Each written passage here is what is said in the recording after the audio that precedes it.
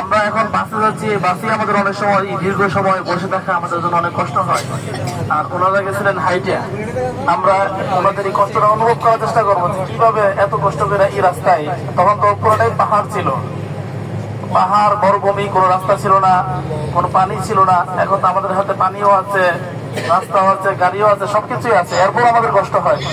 ওনারা কত কষ্ট করছেন ইসলামের জন্য, আর আমরা কি করতেছি? আমরা সবাই এই কষ্টগুলো অনুভব করার চেষ্টা করবো যে আমাদের জন্য দিন আসলে এত সহজে আসে নাই। অনেক কষ্ট, অনেক ত্যাগ, অনেক বিনিময়ের পর আসছে, অনেক রক্তের পর এই দিন আমাদের কাছে এসে পড়ছে। আমরা অনেক সহজভাবে পেয়েছি, সেই জন্য আমরা সকলে আলহামদুলিল্লাহ বলি। এবং সমস্ত বিষয়ের উপর পরিপূর্ণ ঈমান রেখে আমল করার বেশি বেশি করে চেষ্টা করবো আমরা ইনশাল্লাহ।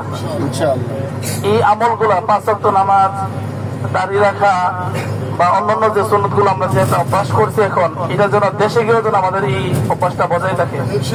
আমাদের দ্বারা যদি কোনো গুনাহ হয়ে থাকতো, সেই গুনাহ দিকে আমরা অনুরোধ পানা চাইবো যাতে এই গুনাহ আর ভবিষ্যতে আমরা কখনোই না করি। আমরা হাজি যারা হজ করে একদম মাসুম বাচ্চার মতো, একটা বাচ্চা যখন মার পেটের থেকে ভূমিষ্ঠ হয় তার তখন কিছুই থাকে না, একদম সে নিষ্পাপ থাকে। একজন হাজিও সিম, সে যখন হজ করে সে একদম নিষ্পাপ হয়ে যায়।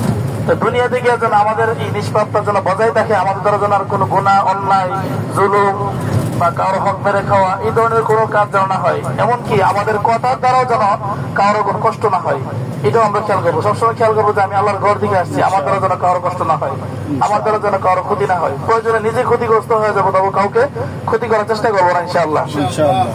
যে আমরা দুরূদ শরীফ পড়ে থাকি, সাল্লাল্লাহু আলা মুহাম্মদ সাল্লাল্লাহু আলাইহি ওয়াসাল্লাম, সাল্লাল্লাহু আলা মুহাম্মদ সাল্লাল্লাহু আলাইহি ওয়াসাল্লাম।